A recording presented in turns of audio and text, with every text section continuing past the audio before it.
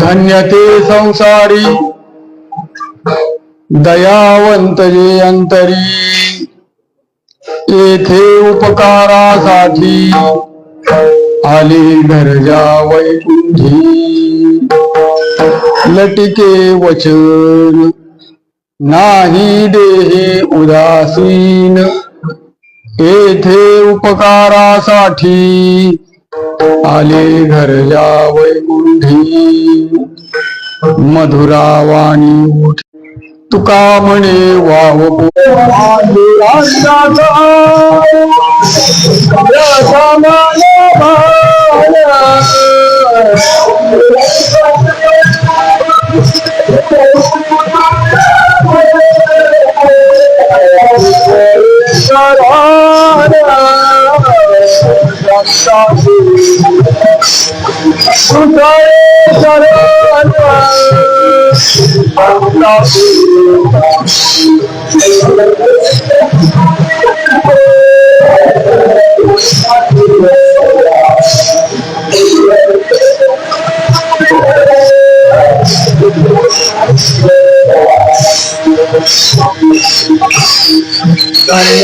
संसारी दयावंत जे अंतरी, येथे उपकारासाठी आले गरजा वैकुंठी. श्रीमंत श्री जगद्गुरु तुकोबाराय सेवेसाठी घेतलेल्या या अभंगामधून संसारामध्ये अवतीर्ण झालेली आणि केवळ जगाच्या उद्धाराचंच काम त्यांनी निरपेक्षपणाने केलेलं आहे, अशा सांसारिक महात्म्यांना अनुलक्षून या अभंगामध्ये उद्गार काढलेले आहेत. त्यांना धन्यत्व दिलेलं आहे. जगदोद्धार करण्याकरता हे संत महात्मे या भूतलावर अवतीर्ण झाले आणि जगाचा उद्धार करू लागले. अशा महात्म्यांची काही लक्षणं, काही अंतरंग लक्षण, काही बाह्य लक्षण, हेही महाराजांनी या अभंगातून प्रतिपादन केलेलं आहे. या जगतामध्ये त्यांच्याकरता महाराजांनी धन्यत्वाचे उद्गार काढलेले आहे. ते संसारात आले, आपणही संसारात आलेलोच आहोत. आपणही संसारात आलेलो आहोत. संत महात्मेही संसारामध्ये आलेले आहेत. पण आपण जे संसारात आपलं जे येणं आहे ते आपल्या कर्माने आपल्याला आणलेलं आहे. आपलं जे कर्म आहे त्या कर्माप्रमाणे जीवाला देह प्राप्त होत असतो. तो त्याला जन्म मिळत असतो. अगा कर्मी जे उरावे ते सुखदुःखी फळावे, म्हणून भोगावया यावे देहा एका. ज्ञानेश्वर महाराज सांगतात की जसं कर्म जीवाकडून घडत असतं त्या कर्माप्रमाणे त्या कर्माचं फळ भोगण्याकरता त्या जीवाला देह धारण करावा लागतो. देह धारण करून त्या कर्माची फळं त्याला भोगावी लागतात. शरीर हे केलेल्या कर्माचं भोग भोगण्याचं निर्वाहक साधन आहे. त्या शरीराला येऊन त्याप्रमाणे त्याला तो भोग भोगावाच लागतो. चांगली कर्म केली तर चांगले अशा प्रकारचे भोग प्राप्त होतात. वाईट कर्म केली तर वाईट भोग त्याला प्राप्त होतात. चांगल्या कर्माच्या योगाने स्वर्गाचीही प्राप्ती होते, वाईट कर्माच्या योगाने नरकाचीही प्राप्ती होते. पण जेव्हा कर्माची समसाम्यता निर्माण होते, कर्म समसमान होत, तेव्हा नाथ महाराज असं सांगतात की त्याला मनुष्य देह प्राप्त, की ज्या मनुष्य देहाच्या योगाने त्याला कर्माचीही बाधकता कायमची संपवता येते. ते मनुष्य देहानेच संपवता येते. मनुष्य देहाशिवाय अशा प्रकारचं ज्ञान अगदी स्वर्गामध्ये असणाऱ्या देवादिकांनाही नाही आणि नरकामध्ये जे आहेत त्यांच्या बाबतीत तर प्रश्नच नाही. किंबहुना संसारामध्ये आलेले इतर जीवांना सुद्धा हे ज्ञान नाहीच, केवळ ते भोग येऊन येत.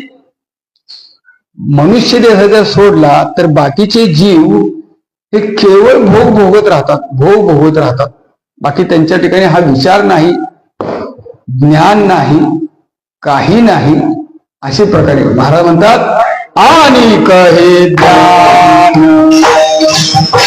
नाही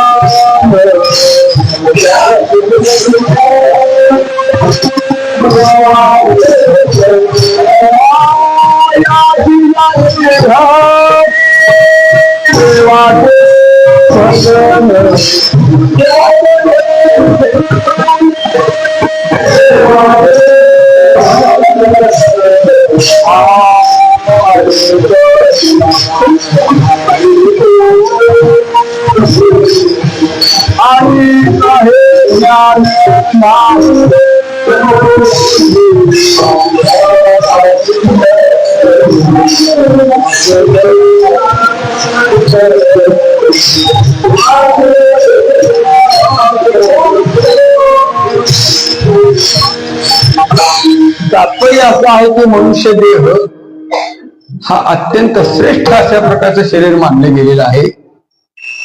जो भाग्यवान आहे, जो दैववान आहे, अशा प्रकारचा जो असेल त्यालाच तो देह प्राप्त होतो. हा देह प्राप्त होणं हे भाग्याचं लक्षण मानले गेलेले शास्त्रामध्ये. अशा प्रकारे तो दैववान मानला गेलेला आहे. 3 प्रकारची भाग्य सांगितलेली आहेत. त्यामध्ये मनुष्य जन्म मिळणं हेही भाग्याचं लक्षण मानले गेलेलं आहे. मनुष्यत्वम भाग्याचं लक्षण आहे. पण केवळ मनुष्य जन्म मिळाला म्हणजे तो भाग्यवान ठरला असं मात्र म्हणता येत नाही. याचं कारण असं आहे की मनुष्य जन्माला आला पण इतर पशु पक्ष्याप्रमाणे जर तो भोगच भोगत राहिला, विषयाच्या ठिकाणी अशा प्रकारचा रममान झाला, आत्यंतिक देहासक्ती त्याच्या ठिकाणी राहिली आणि आपला उद्धार व्हावा, आपल्या जीवनाचं सार्थक व्हावं अशी मुमुक्षु स्थिती जर त्याच्या मनामध्ये निर्माण झाली नाही तर मनुष्य जन्म घेऊन सुद्धा अशा प्रकारचा तो व्यर्थ अशा प्रकारचा जातो. म्हणून मनुष्य जन्माला आलेले धन्य कोण आहेत? सगळे नाहीत. सगळे अशा प्रकारचे आणखी मनुष्य देहाला आलेले आहेत म्हणून ते धन्य आहेत. महाराजांना या अभंगातून त्यांना धन्यत्व द्यायचं नाही, मग कुणाला द्यायचंय? धन्य ते संसारी. ते या शब्दाने विशेष अशा प्रकारच्या संसारिकाचा निर्देश महाराज करतात. सगळ्या संसारिकाचा नाही, सगळ्यांचा नाहीये. महाराजांनी जेव्हा जगाचं अवलोकन केलेलं आहे जगातील लोकांच्याकडे पाहिलेलं आहे तेव्हा ते सगळे प्रपंचातच गुंतून गेलेले आहेत. जन तरी देखे गुंतले प्रपंच, स्मरण ते त्याचे ते असं नाही. अशा प्रकारच्या संसारामध्ये जे सगळे रममान झालेले आहेत, आशांना धन्य तो कसं देतील महाराज, आणि असे धन्य तरी कसे ठरतील. संसारात भोग भोगणारा धन्यवान अशा प्रकारचं जर म्हणायचं म्हटलं तर कितीतरी व्यसनी लोक आहेत, कितीतरी विषयासक्त लोक आहेत. अशांना मग अशा प्रकारचं धन्य म्हणायला पाहिजे, पण ते धन्य होऊ शकत नाही, होऊ शकत नाही. महाराज सगळ्यांना धन्यत्व देत नाही. मुळात आपण कुठे आलेलो आहोत याचं ज्ञान पहिलं पाहिजे. जीवाचे 4 वर्ग सांगितलेले आहेत. काही जीव असे आहेत की ज्यांना आपण संसाराला आलेलो आहे हेच कळत नाही. काही वर्ग असे आहेत की ज्यांना संसार कळत नाही, ते करतच नाही. एक वर्ग असा आहे की ज्यांना संसार कळत नाही पण करण्याचा प्रयत्न करतात. एक वर्ग असा आहे की जे संसार करतातही आणि कळतात, त्यांना थोडाफार कळतोही. एक वर्ग असा आहे की ज्यांना संसार कळलेला आहे पण जे संसाराकडे डुंकूनही पाहतो, कळूनही तिकडे पाहत नाही, असा जो वर्ग आहे. जड योनी आहे, 84 लक्ष योनीमधल्या जड योनीमध्ये वृक्ष योनी आहे, पाषाणाची योनी आहे, लोखंडाची योनी आहे. या जड योनी आहेत त्या त्यांच्या कर्माने त्या त्या योनीला येऊन पडलेली आहेत. त्यांच्या ठिकाणी ते जीवच आहेत, पण जीव असले तरी आपल्याला ते का वाटत नाहीत, कारण त्याच्यामध्ये चैतन्य प्रतिबिंबित झालेलं नाही, त्यांना लिंग देह नाही. पण जीव योनीमध्ये ते आलेले असतात, त्या योनीमध्ये ते आलेले असतात. वृक्षाच्या योनीमध्ये आलेले आहेत, पाषाणाच्या योनीमध्ये आलेले आहेत. पण लिंग देहाचा अभाव असल्यामुळे शुद्ध चैतन्याचं अशा प्रकारचं प्रतिबिंब त्याच्यात पडत नसल्यामुळे त्याच्यामध्ये सजीवत्व आपल्याला दिसत नाही. पण तो योनीचा प्रकार आहे, जड योनी मानलेली, त्यांना काहीच नाही अशा प्रकारे. मग त्यांना संसार काय कळत नाही, करण्याचा विषयच नाही. दुसरा जीवाचा वर्ग असा आहे की ज्यांना संसार कळत नाही पण ते करण्याचा प्रयत्न करतात. पशु पक्षी जे असतात त्यांना संसार म्हणजे काय वगैरे हे काही ज्ञान नाही, पण ते करण्याचा प्रयत्न करतात. म्हणजे काय करतात, आपण एका ठिकाणी राहावं, आपण घर बांधावं, आपण प्रजोत्पादन करावं, संतती वाढवावी, भूक लागली तर काही खावं, झोप लागली तर झोपावं, एखाद्यापासून भय निर्माण झाला तर त्याला भीतीही वाटते. अशा प्रकारे आहार निद्रा भयमैथुनंच या गोष्टी पशु पक्ष्यांच्या मध्ये असतात. संसार त्यांना कळत नाही पण ते करण्याचा थोडाफार प्रयत्न करतात. मनुष्य असा आहे की ज्याला संसार थोडाफार कळलेला आहे आणि थोडाफार करण्याचा तो प्रयत्न करतो. पण याही पेक्षा श्रेष्ठ अशा प्रकारचे जे आणखी त्या ठिकाणी आहेत, त्यांना संसार कळलेला आहे पण कळून सुद्धा संसारात राहून संसारापासून अलिप्त आहे.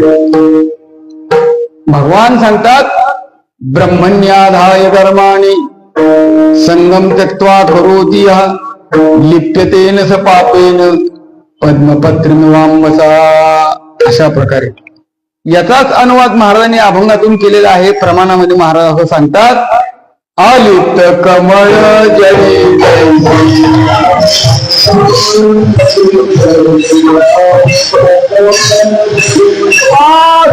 सत्यवादिकारी संसार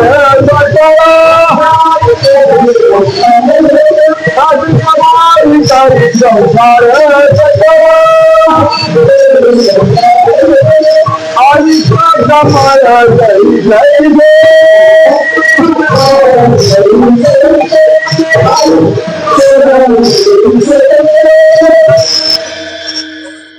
पाण्यामध्ये असणारं कमळ पाण्यात राहून पाण्यापासून अलिप्त आहे पाण्यामध्येच, पण पाण्याचा संसर्ग त्याला होत नाही. तसं हे महात्मे संसारामध्ये राहतात पण संसाराची उपाधी त्यांना लागत नाही, संसाराचा उपसर्ग त्यांना होत नाही. संसार त्यांच्या दृष्टीनं असला काय आणि नसला काय एकच गोष्ट अशा प्रकारची. मग या जगात राहतात कसे? जीवनमुक्त अवस्थेमध्ये राहतात. जीवनमुक्त अवस्थेमध्ये राहतात. त्यांना संसार दिसत नाही का? त्यांना संसार कळत नाही का? त्यांना संसार दिसतो, त्यांना संसार कळतो. पण आपण जो संसार पाहतो, आपण जे संसार जाणून घेतलेला आहे, तो भोग्य वस्तू म्हणून संसाराकडे आपण पाहतो. जगाकडे आपण भोगाचं साधन मानलेलं आहे. जग म्हणजे शब्द, स्पर्श, रूप, रस आणि गंध या 5 विषयाच्या साह्याने आपण जगाचा भोग घेण्याचा प्रयत्न करतो. जगाला आपण विषय केलेले आहे आणि आपण विषयी झालेलो आहोत. आणि अशा प्रकारचा जगाचा भोग घेण्याचा प्रयत्न करणारे, जग हे भोग्य मानणारे, जगाचे आपण भोगते आहोत. महात्मे जेव्हा जगाकडे पाहतात तेव्हा जगाकडची त्यांची दृष्टी अगदी वेगळी आहे. म्हणजे कोणती आहे? त्यांनी जगाकडे पाहिलं, पण जगाकडे पाहिल्यानंतर वासुदेव सर्वमिती, बस, याच्याशिवाय त्यांना जग अजिबात आणखी त्या ठिकाणी प्रचितीला येतच नाही. अशा प्रकारे न झाला प्रपंच आहे परब्रह्म, अहं ब्रह्म, अहं ब्रह्म आकर न झाला आहे परब्रह्म, अहं ब्रह्म आकर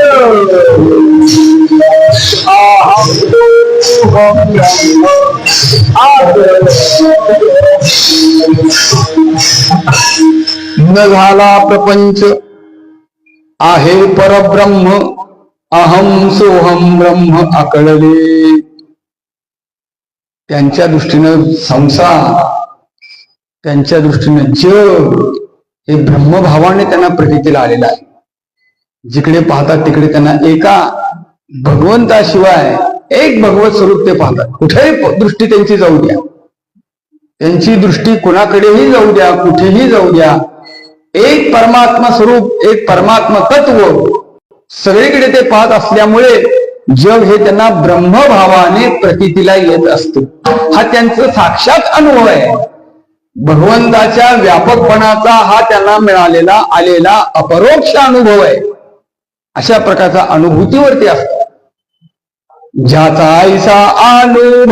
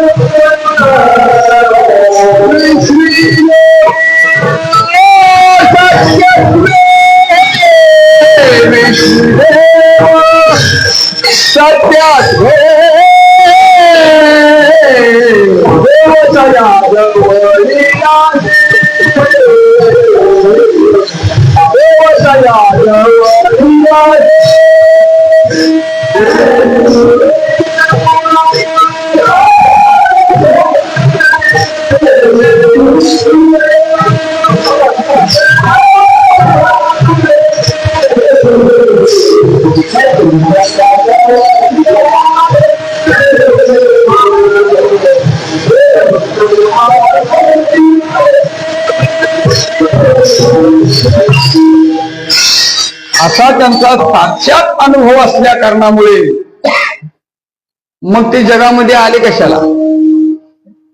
सगळीकडे ब्रह्मभाव ज्यांच्या ठिकाणी जर असेल तर मग अशा जगामध्ये हे महात्मे अवतीर्ण होतात का? त्यांचा हेतू काय आहे?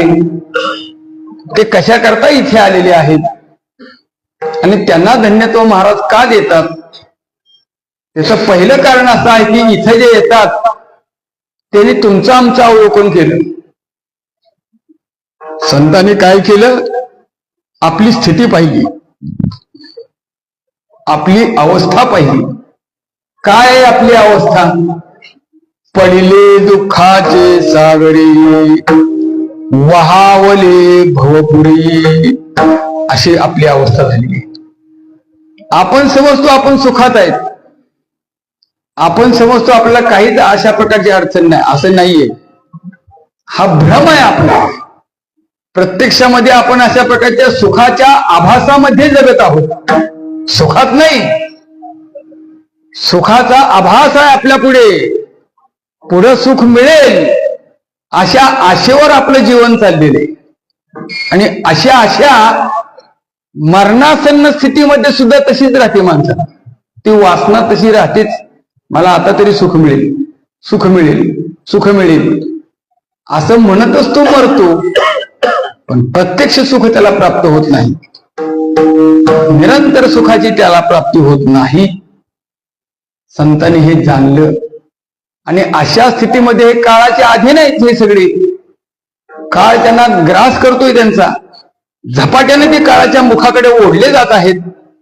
दिन प्रतिदिन क्षणाला आपण काळाकडे खेचले जात आहोत. काळ आपल्याकडे येतो आहे याची जाणीवच आपल्याला नाही. त्यामुळं संतांनी जेव्हा आपली ही स्थिती पाहिली तेव्हा येतो हिताचा कळवा,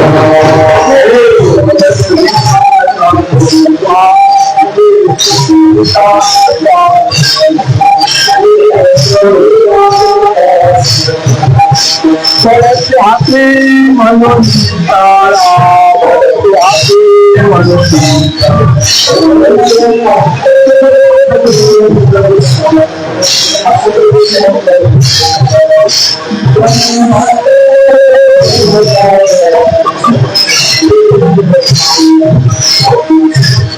त्यांच्या लक्षात येत नाही.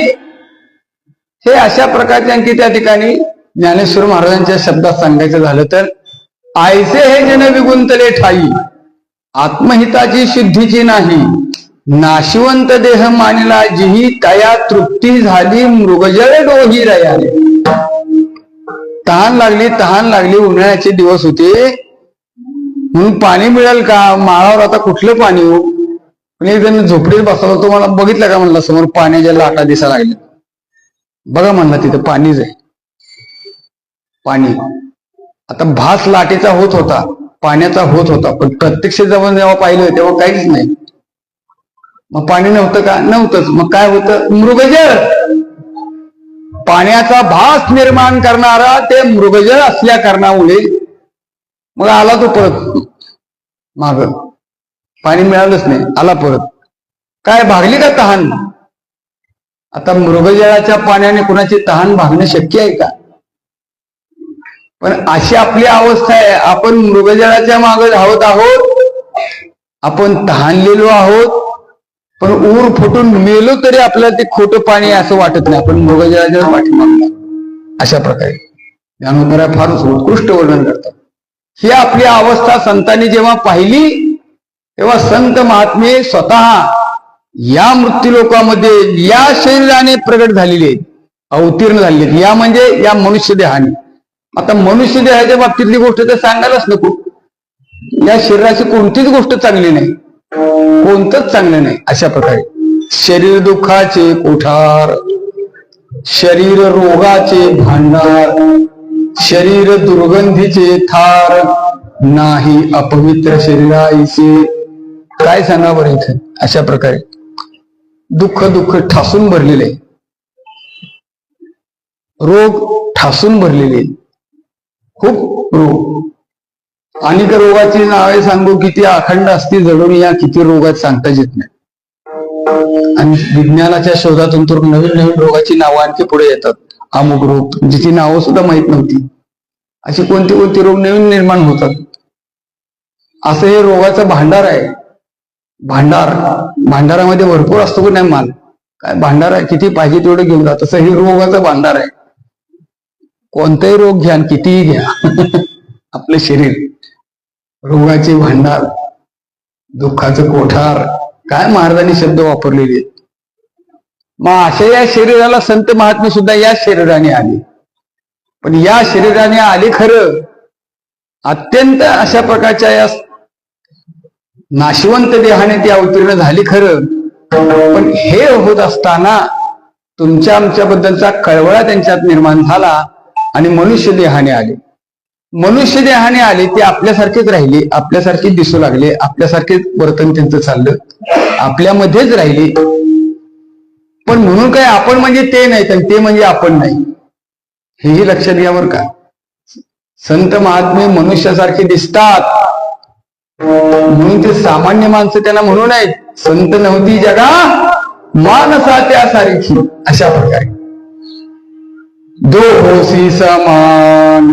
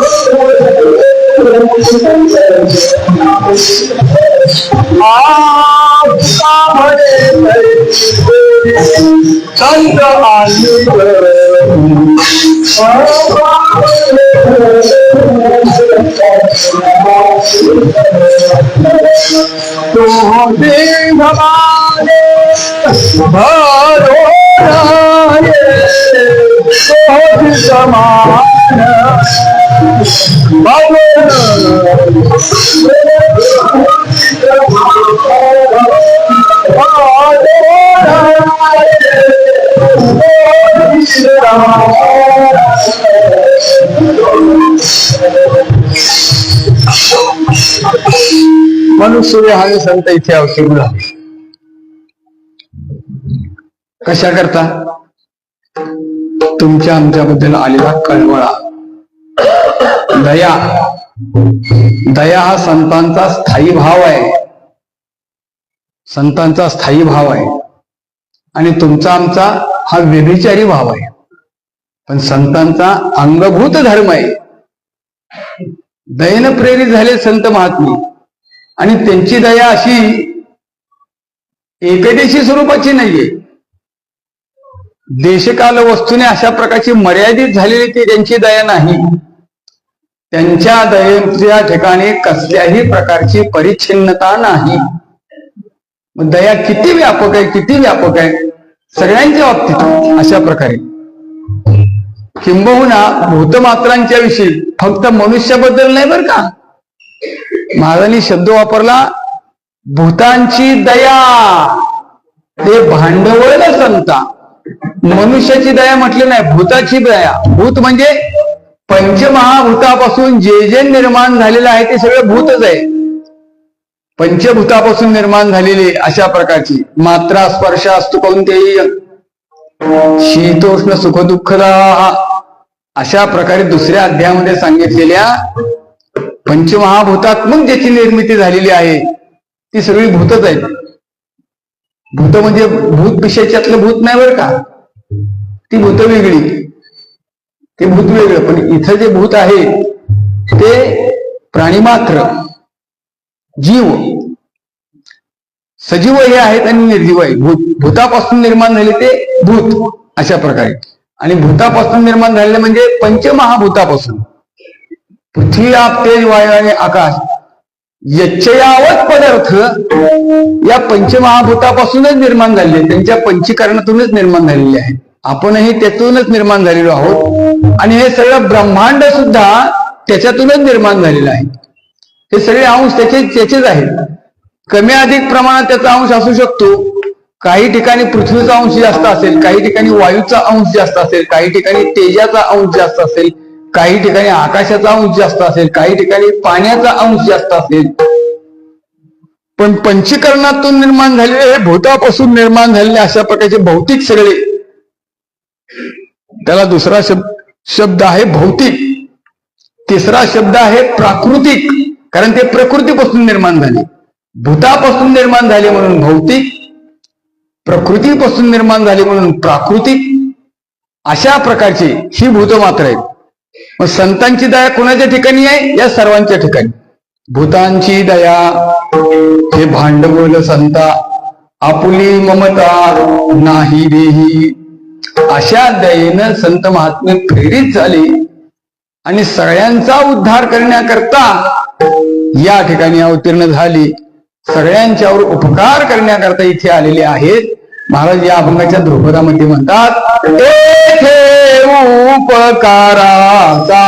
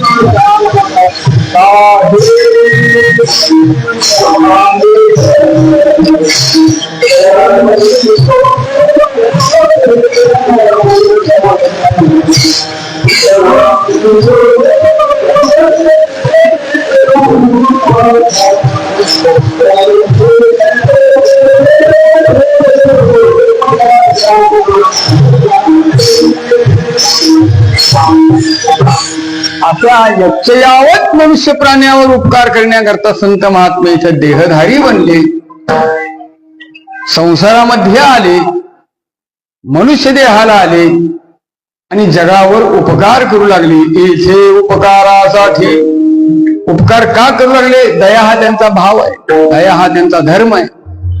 असे दयेपोटी संत महात्मे इथे आणखी अवतीर्ण झालेले आहे. म्हणून संतांचे फार उपकार आपल्यावर आहेत. देवापेक्षाही संतांचे उपकार जास्त आहेत बरं का, हे लक्षात घ्या.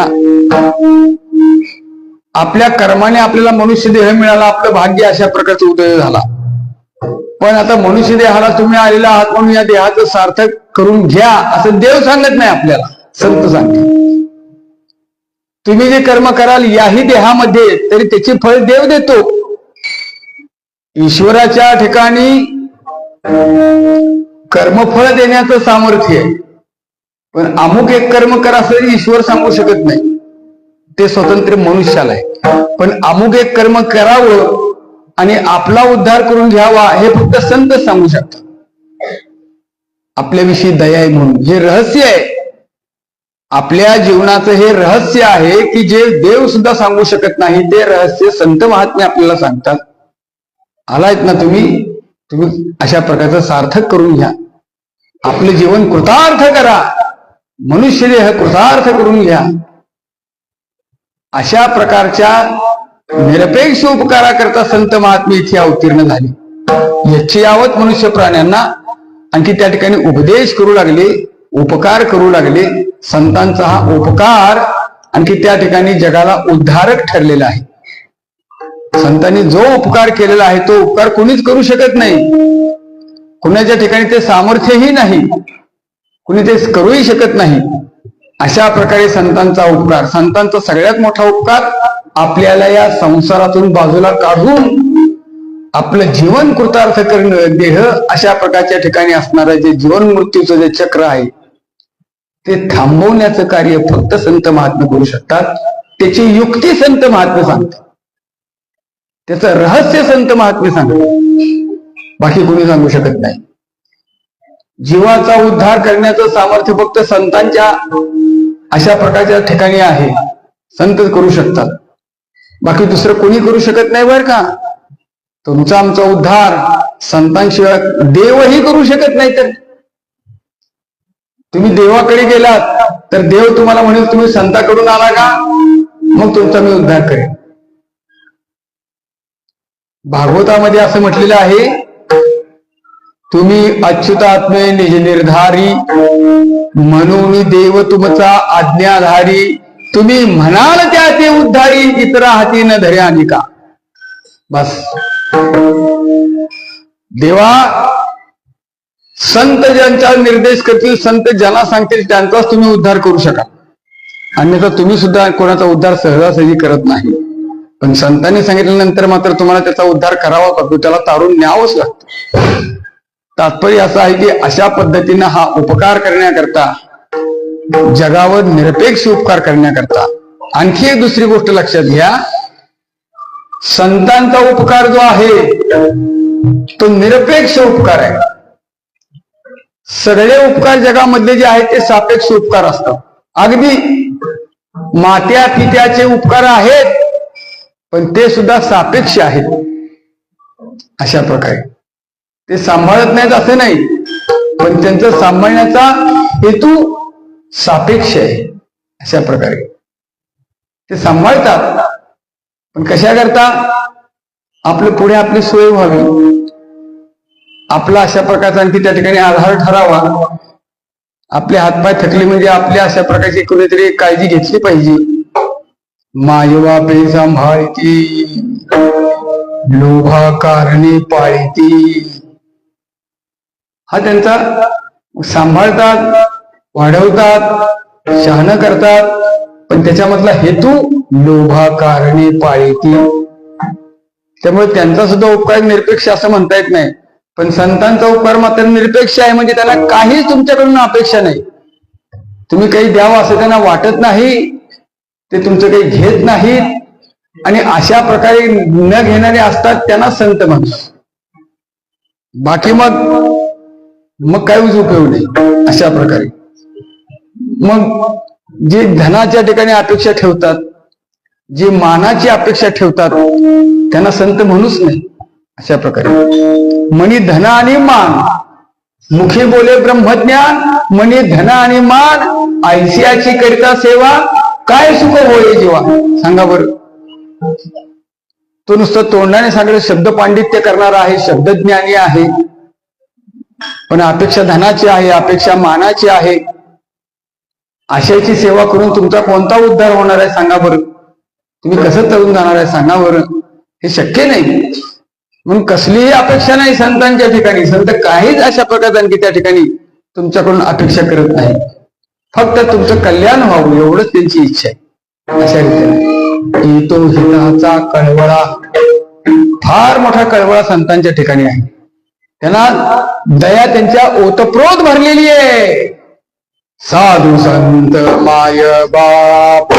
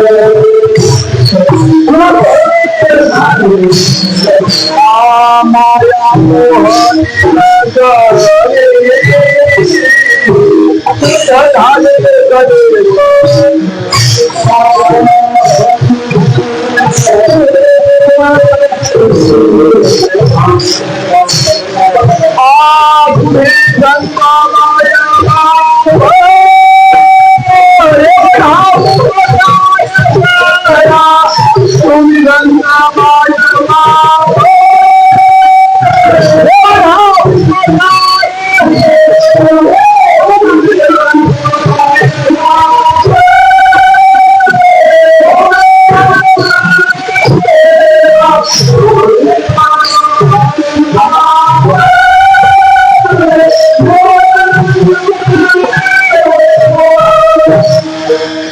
साधू संत मायबापचे का दयेचे सागर, दयेचे सागर म्हटलेले, सागर. अशा प्रकारे मग काय उपकार केला त्याने? काय मुलं होत नव्हती म्हणून मुलं अशा प्रकारचा होण्याचा आशीर्वाद दिला.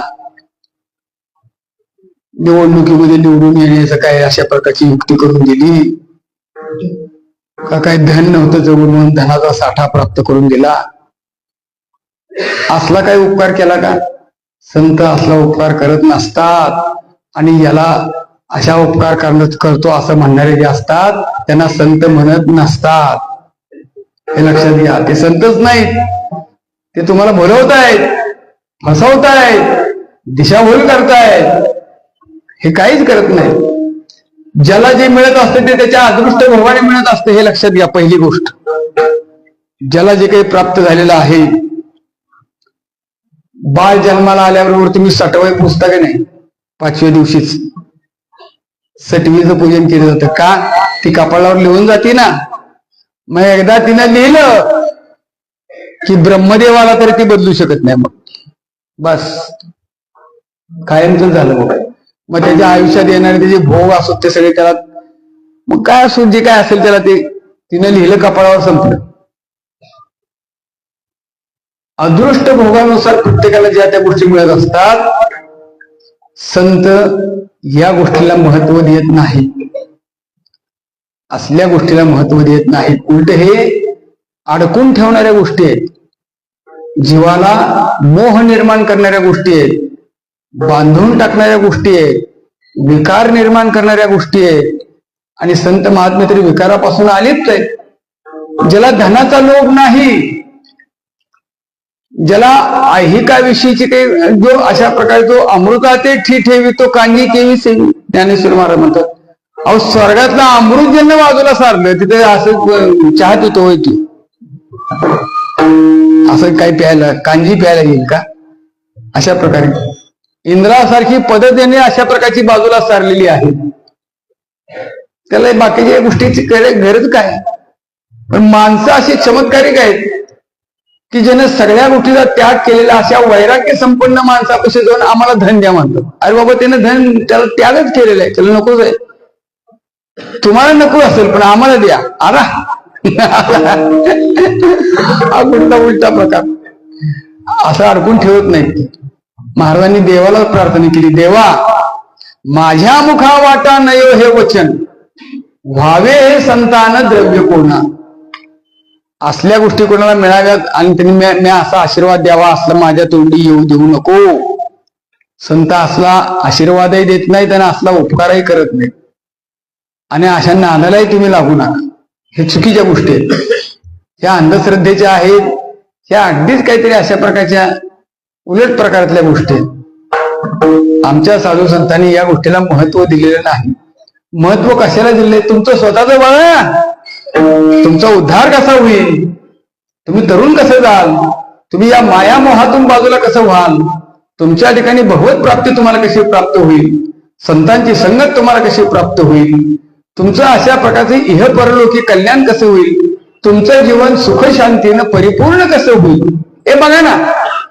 हे बघायचं नाही, गोंधळात शिरायचं. जिथं गोंधळ चाललाय तिथंच उड्या मारतात लोक. उगीच गोंधळात गोंधळ, गोंधळात गोंधळ. अशा प्रकारे काय ह्याच्यात अर्थ नाही बरं का, ह्याच्यात काय नाही. मग संतांचा उपकार कोणता आहे? संतांचा उपकार हा आहे की ते तुम्हाला स्वतःची जाणीव करून देतात. ते अरे बाबा तू स्वतःला जसा समजतो तसा नाही. स्वतःला काय समजलास? मरका समजलेला आहे, मी अमुक आहे असं समजलेलं आहे, मी अशा पद्धतीतला अज्ञानी समजलेला आहे. तसं नाही, तू बाबा परमात्म्याचं स्वरूपच आहेस. ते तुझे तू अशा प्रकारे होईबा जागा, होईबा जागा, तू जागा हो. जे काही अशा प्रकारचं सुखाचं निधान आहे ते तुझ्यापाशीच आहे, तुझे आहे तुझ्यापाशी. तरी तू जागा चुकलास, भलत्या ठिकाणी तू शोध घ्यायला लागलेला आहे, जवळ असतानाच अशा प्रकारचे. मग संत महात्मे उपकार करतात म्हणजे आपल्या जवळ असणाऱ्या सुखाचं ठेवा आपला सहजच ते प्राप्त करून देतात. अशा प्रकारे तुका म्हणे होता ठेवा तुझा म्हणे होता देवा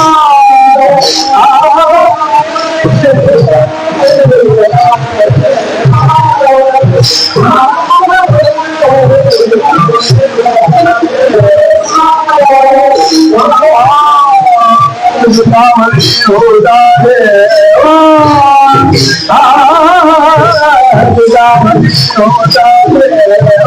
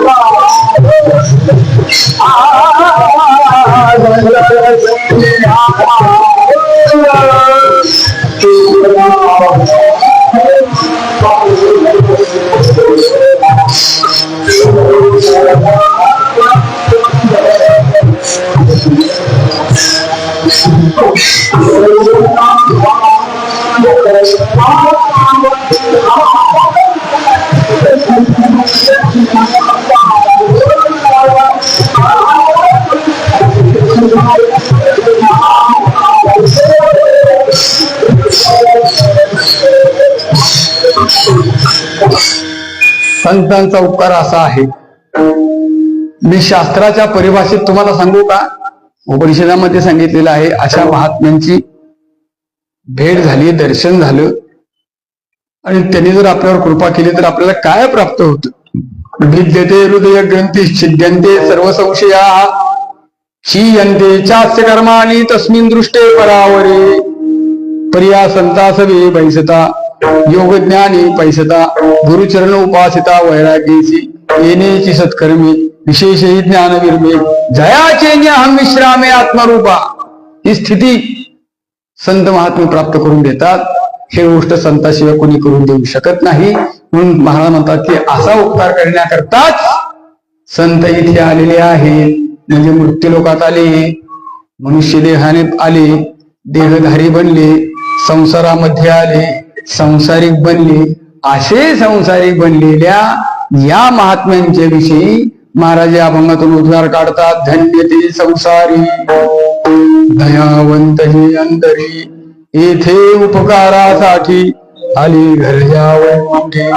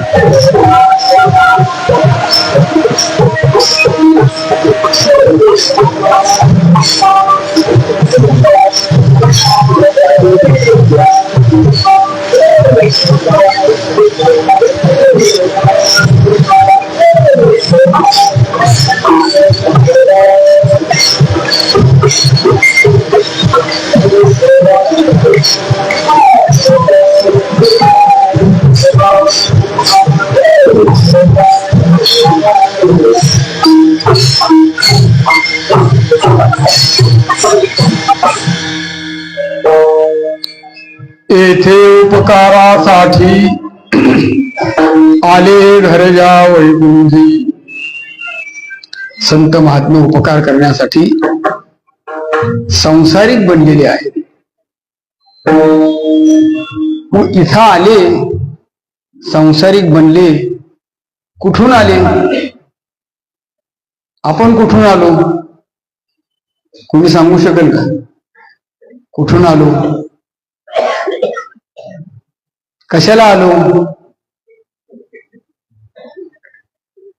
बर ठीक आहे, कुठून आला हे सांगता येत नाही. कशा करता आला हे तरी सांगा. नाही सांगता येत. अवघड आहे बरं का. कशाला आला? नोकरी करायला, शेती करायला, आणखी कशाला काय याच्याकरता आला तुम्ही जन्माला? कशाला आला नाही सांगता येत. बरं ठीक आहे, मग कुठं जाणार आता परत? कोणाच ठाऊक. आता मेल्यावर तर कुठं जाणार आहे? कुणा माहिती कुठं जाणार? आता काय जे असेल ते होईल, ते होईल. काय कुठून आलो माहित नाही, कशाला आलो माहित नाही, कुठं जाणार कुणीही सांगावं. या 3 प्रश्नाची उत्तरे द्यावी. सांगू शकत नाही आपण. आता इथं आलो एवढं खरंय, मग कधी जाणार हेही सांगू शकत नाही. कधी जाणार नाही सांगता येत. का सांगत नाही? कसं सांगावं? कोण कसं सांगू शकलो? लोक मरण यावं म्हणून काशीला जाऊन राहतात, तिथं मोक्ष मिळतो, पण मरणच येत नाही. काय करावं?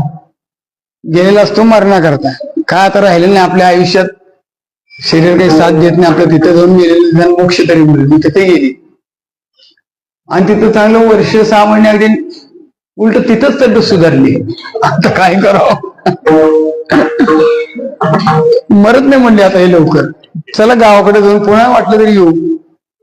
मग गावाकडे आला आणि हार्ट अटॅक घेऊन मिळाला. संपलं. नाही, आपल्या काहीच हातात नाही. आपण काहीच सांगू शकत नाही. पण संत महात्मे कुठून आले सांगतात. कशाला आले सांगतात. कुठं जाणार आहे सांगतात. जाणं येणं त्यांच्या हातात आहे. कशा करता आलो हे ते सांगू शकतात. कुठून आले? आम्ही वैकुंठवासी. बस आलो याची कारणाची. बर, वैकुंठाहून आले. बर, कशा करता आले? बोलिले जे ऋषी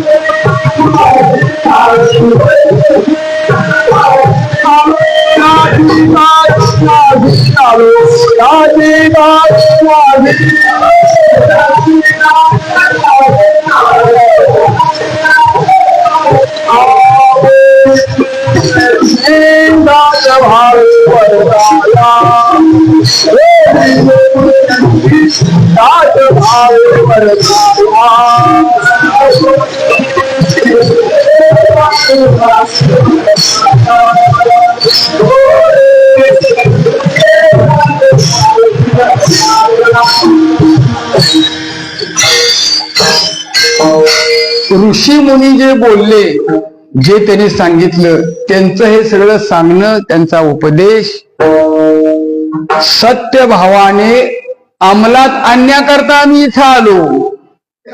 प्रमाणाचा अर्थ नीट लक्षात घ्या. बोलिले जे ऋषी जे बोलिले, साच भावे वर्ताया, साच भावाने ते वर्तन करण्याकरता इथं आम्ही आलो. आणि मग पुढे महाराज सांगतात, झाडू संताचे मार, आडराने भरले जग, उच्छिष्टाचा भाग, शेष उरला तुसी. सगळे हे नासून गेले इथं. परमार्थ सुद्धा नासला. प्रपंच तर नासला, पण परमार्थ सुद्धा नासला. कसा नासला? अर्थ लोपली पुराणी, नाश केला शब्दज्ञाने, विषय लोभी मन, साधन हे बुडविले. सगळं संपलं. हे केव्हाची गोष्ट आहे? महाराजांच्या काळातली, 400-450 वर्षापूर्वी. त्यावेळची ही अवस्था आहे. आता तर काय बोलायचं कामच नाही. आता किती घसरत गेली आहे गाडी आपली, काही समजायला मार्ग किती, काहीच राहिलं नाही. मग हे करण्याकरता आम्ही आलेलो. पुढे गेले त्याचा शोधित मार्ग, चला जाऊ माग घेता आधी, महाराज म्हणतात. अशा प्रकारे या पद्धतीने आम्ही आलेलो आहोत. महाराज म्हणतात आमचं येण्याचं प्रयोजन हे आहे. आणि जाणार कुठं? आम्ही पुन्हा तिथेच जाणार आहोत. जिथून आलो तिथं आमचं निजस्थान आला. तुका म्हणे जाऊ वैकुंठा चालत, महाराज म्हणतात. निश्चितपणा आहे त्यांच्या सगळ्या सांगण्यामध्ये, करण्यामध्ये, बोलण्यामध्ये सगळं.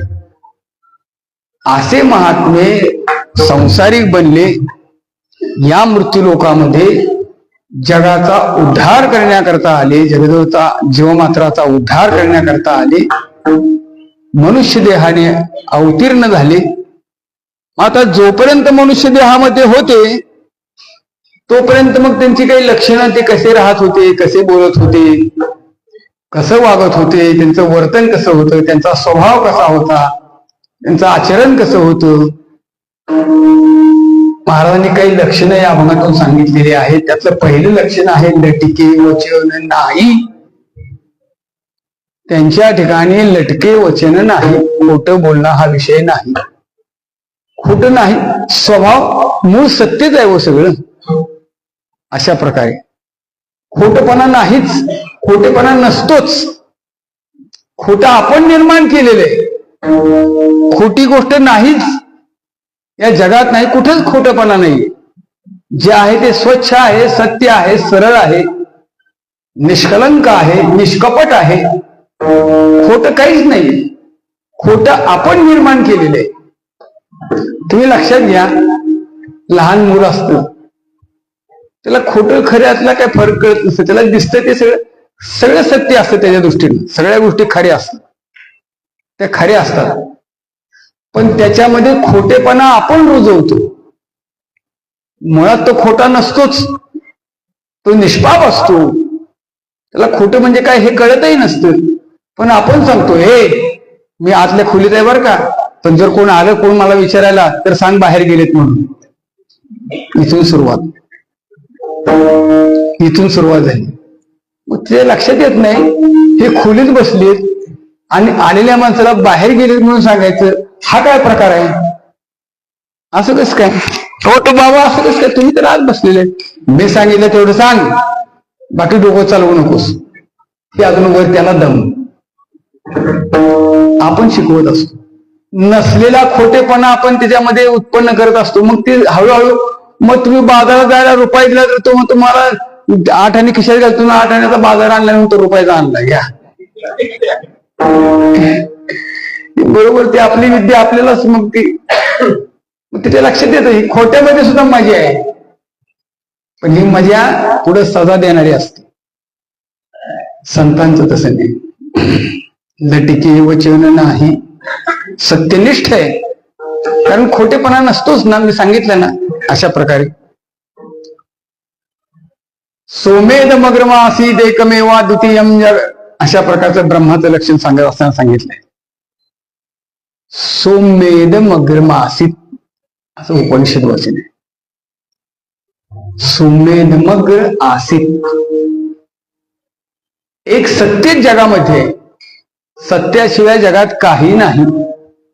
जगात काही नाही. आधीही सत्यच होतं, आताही सत्यच आहे, पुढेही सत्यच राहणार आहे. त्यामुळे संत सत्याची का सोडत नाही. अगदी सोपी गोष्ट तुम्हाला सांगितली संतांनी. तुम्हाला देव मिळवायचा आहे ना, देव प्राप्त करून घ्यायचा आहे ना, फक्त खरं बोला बस. खरे बोले तरी, खरे बोले तरी फुकासाठी दोरे हरी, फुकासाठी दोरे हरी, फुकासाठी दोरे हरी. खरे बोले तरी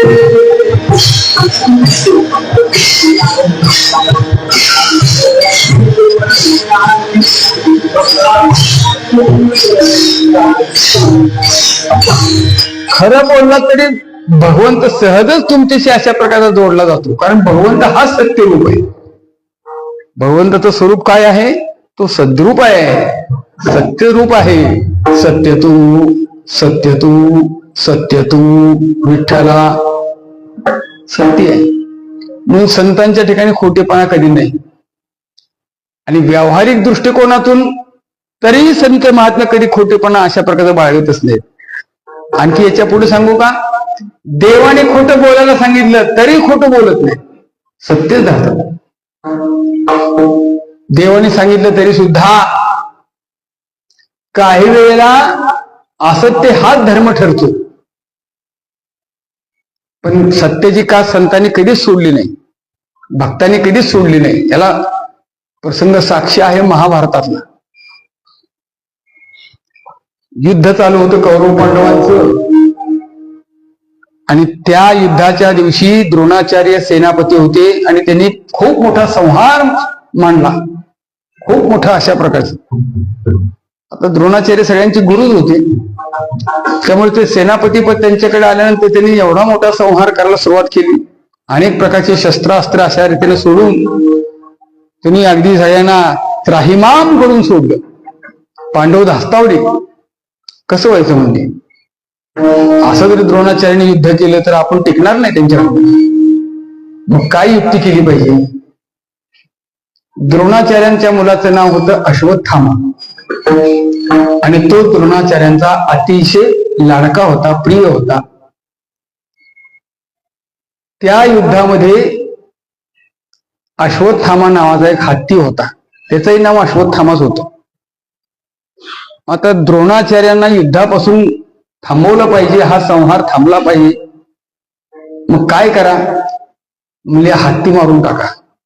हत्ती मारला आणि सगळ्या युद्धभूमीवर बातमी पसरली, अश्वत्थामा मेला, अश्वत्थामा मेला.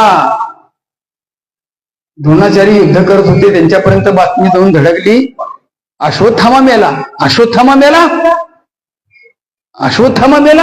हो हो, सगळे सांगायला लागले, बातमी पसरली सगळीकडे, अश्वत्थामा मेला, अश्वत्थामा. कोण म्हणतो, सगळे सांगायला लागले, कोणालाही विचारा. ते म्हणले मी कोणालाही विचारणार नाही, माझा ज्याच्यावर विश्वास आहे मी त्याला नाही विचारणार. मी विचारतो त्याला अश्वत्थामा मेला का नाही. माझा रथ तिकडे घेऊन चला. कोणाकडे, धर्मराजाकडे. धर्मराजा हे सत्यनिष्ठ होते आणि त्यांना जाऊन मी विचारणार आहे की खरोखरच अश्वत्थामा मेला आहे का नाही. भगवान श्रीकृष्णाला जेव्हा ही गोष्ट कळली तेव्हा द्रोणाचार्य पोहोचायच्या आत श्रीकृष्ण धर्मराजापाशी गेले. धर्मराजाला सांगितला, द्रोणाचार्य यायला लागले तुझ्याकडे, बर ते तुला प्रश्न विचारणार आहेत, विचारू द्या. ते विचारणार आहेत अश्वत्थामा मेला हे खरं आहे का खोटं आहे. मग तू काय सांगणार. तो मला जे खरं आहे ते सांगणार. मग असलं काहीतरी सांगशील म्हणून मी इथं आलोय म्हणजे, आधी असं काहीतरी तू बोलून बसणार. मग अश्वत्थामा मेला हे खरं का खोटं. खरं आहे म्हणून सांगायचं, अश्वत्थामा मेला खरं आहे का, होय म्हणायचं. अश्वत्थामा मेला नाही जमणार, देवा मला हे जमणार नाही, मी खोटं बोलणार नाही. आता आले का पंचायत. देवाला प्रश्न पडला, तुला खोटं सांगायचं नाही, नाही सांगायचं. बर, खोटं बोलू नको पण खरंही सांगू नको. म्हणजे काय, खोटंही बोलायचं नाही आणि खरंही सांगायचं नाही. हा काय प्रकार आहे. हे कलियुगामध्ये पुढारी तुला सांगतील कसं आहे. खोटं बोलायचं नाही आणि खरं सांगायचं नाही, हा काय प्रकार आहे. असंच सांग.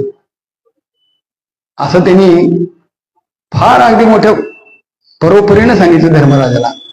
तेवढ्यात द्रोणाचार्य आले. धर्मराजा,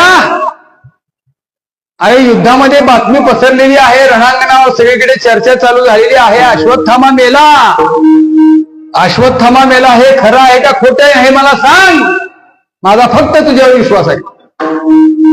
धर्मराजाने पाहिलं, अश्वत्थामा मेला, पण पुढचं त्याला बोलूच दिलं नाही कुणी. भीमाने असा जो वाद्यांचा कलकलाट केला, नगारे वाजवले, ढोल वाजवले, शिंग फुंकलं, मोठा गोंधळ गदारोळ झाला.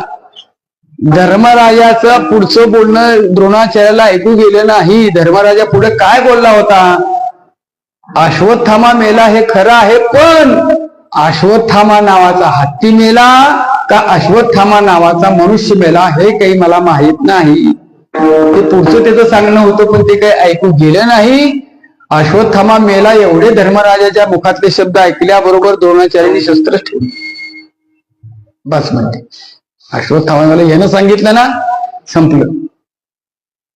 असं अर्धवट खोट बोलायला लावलं आणि या अर्धवट खोट्या बोलण्याचा परिणाम अंगुष्ठ त्या कर्मासाठी गेला. अशा वेळेला त्या धर्मराजाच्या मुखातून देवाने अशा पद्धतीचं अर्धसत्य बोलायला लावलं आणि तेवढ्या कारणामुळे स्वर्गारोहणाच्या वेळेला संपूर्ण शरीराने स्वर्गामध्ये प्रवेश करते वेळी धर्मराजाच्या पायाचा अंगठा गळून पडला. तेवढं खोटं, अर्ध खोटं बोललं. पूर्ण खोटं नव्हतंच ते, अर्धसत्य अर्ध खोटं असं बोलल्यामुळं आपलं काय गळून पडायला पाहिजे. करा विचार आता, आपलं खरं किती आणि खोटं किती आहे. जाऊ दे. सत्य, संत महात्मे कधीही असत्याला बळी पडले नाही. नेहमी सत्य हेच अशा प्रकारे ईश्वराचं स्वरूप आहे ते. त्यामुळं लटके वचन नाही देही उदासीन. शरीराच्या बाबतीत उदास आहेत संत महात्मे. उदास म्हणजे शरीराचा मोह सोडलेला आहे त्यांनी. अशा प्रकारे शरीर असो नसो देवा तुझी सेवा फक्त होत राहिली पाहिजे. तुझी सेवा आमची निरंतर अशा प्रकारची घडीत राहू. शरीर आज असेल उद्या नसेल, ते राहील जाईल, ते विकलांग होईल, ते काही होईल, पण तुझ्या सेवेत मात्र खंड पडता कामा नये. शरीराचा मोह नाहीये. शरीराकरता आम्ही तुझी सेवाच करत नाही. शरीराकरता आमचं काही भोगाकरता काही चाललेलंच नाही. केवळ तुझ्या सेवेकरता आम्ही अशा प्रकारचं शरीर जे आहे ते तुझ्या सेवेकरता आम्ही राबवतोय. शरीर तुझ्या सेवेच्या करता आम्ही कारणी लावतो आहे आणि तसंच कारणी लागलं पाहिजे अशा प्रकारे. म्हणून शरीराबद्दलचा भोगाकरता आम्हाला मोह नाहीये. शरीराला भोग भोगावेत याच्याबद्दल शरीराची आसक्ती आम्हाला नाहीये. अशी आसक्ती नसणं म्हणजे शरीराच्या बाबतीत उदास असणं, औदासीन्य असणं, शरीराच्या बाबतीत उदास असणं. नामदेवराय म्हणतात की नाही, देह जाऊ अथवा राहू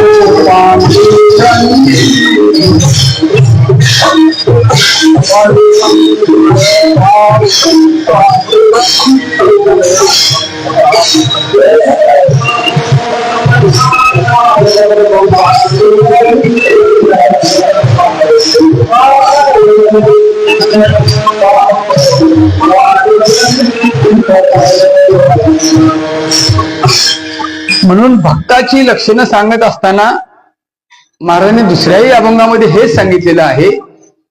भक्त कोणाला म्हणतो? भक्त ऐसे जाना जे देही उदास. अशा प्रकारे देहाविषयीची आसक्ती नाही, ममत्व नाही. शरीर आज आहे उद्या नाही, त्याचा आम्हाला काही अशा प्रकारचा आणखी त्याची आम्ही फारशी आणखी काळजी करत नाही. पण तुझी सेवा घडली पाहिजे. संतांची दृष्टी ही आहे, देही उदासीन. हे दुसरं लक्षण आहे संतांचं. अशा संसारामध्ये अवतीर्ण झालेले हे भक्त आहेत, हे महात्मे आहेत, यांची ही लक्षणं सांगतायत बरं का. पहिले लक्षण खोटेपणा नाही, दुसरं लक्षण देहाविषयीची आसक्ती नाही, तिसरं लक्षण आहे मधुरावाणी ओठी. मधुर बोलणं आहे संतांचं बोलणं, मधुर बोलणे. जर तुमचं बोलणं मधुर नसेल आणि अगदी दगड मारल्यासारखे जर बोलत असाल तर त्यातून दुःख निर्माण होतं. फजितीशिवाय दुसरं काही मिळत नाही असल्या बोलण्यात. कर्कश संगती दुःख उदंड फजिती. उदंड दुःख उदंड फजिती अशा या कर्कश संगतीमध्ये.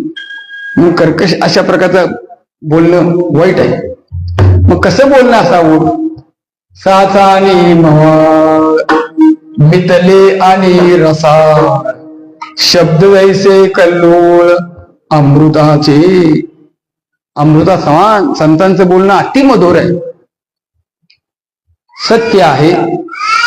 रसपूर्ण आहे, अत्यंत मऊ बोलणं आहे, समजूतदारपणाचं बोलणं आहे. अमृताच्या लाटा निर्माण व्हाव्यात असं अमृता समान ऐकत राहावं असं त्यांचं बोलणे. आले मुखा वाटे अमृत वचने, आले मुखा वाटे अमृत वचने.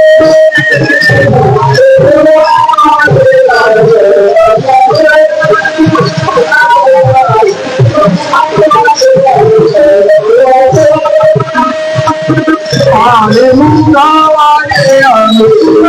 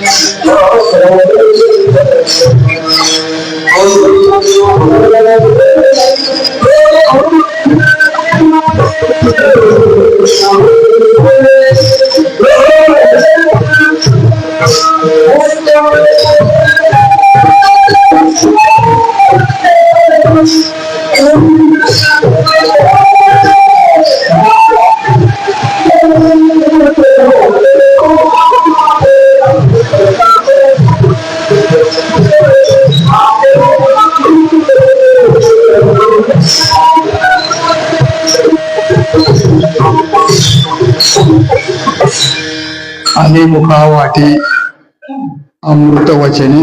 संतांच्या मुखातून अमृत स्रवत असत. अमृत हे मुखे स्रवत असे महाराज म्हणतात. अशा प्रकारे तात्पर्य असं आहे की अशा पद्धतीने संतांचं बोलणं मधुर आहे, मधुरावाणी. आणि शेवटचं लक्षण सांगतात, तुका म्हणे वाव पोटी.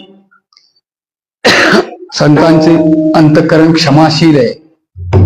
क्षमा सगळ्यांचं असे जे काय ते पोटात घालतात. मुळात त्यांना कोणी दुर्जन दिसतच नाही, त्यांच्या दृष्टीला वाईट कधी पडतच नाही, त्यांना दुष्ट कोणी वाटतच नाही. महाराज म्हणतात, मी ज्याला पाहतो त्याला मला माझीच प्रतिकृती त्याच्यात मला दिसते, माझंच रूप मला त्यात दिसते. महाराजांच्या जीवनातला एक प्रसंग आहे. महाराजांच्या जिजाबाई मातोश्रींना त्यांच्या माहेरची एक म्हैस मिळाली होती. आणि म्हैस लाडकी होती त्यांची, म्हशीवर फार जीव. ठीक आहे, असू द्या. मग काही नाही, त्या म्हशीचं तिला धुणं, चारा, वैरण, दूधही द्यायची ती. महाराज त्याचं काहीच नाही. एकदा काय प्रकार झाला, महाराज देहू क्षेत्रामध्ये देऊळवाड्यामध्ये कीर्तन करत होते. बराच वेळ झाला, रात्र झाली, खूप वेळ झाला. कीर्तन चालू आहे, नामस्मरण चालू आहे, दंग झालेत महाराज. आणि काही चोर आले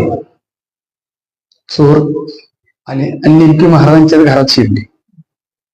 घर कसलं अशा प्रकारे असलं, एरंडचे हार दुजा भाव न साहती असं असणारं घर, अशा प्रकारे.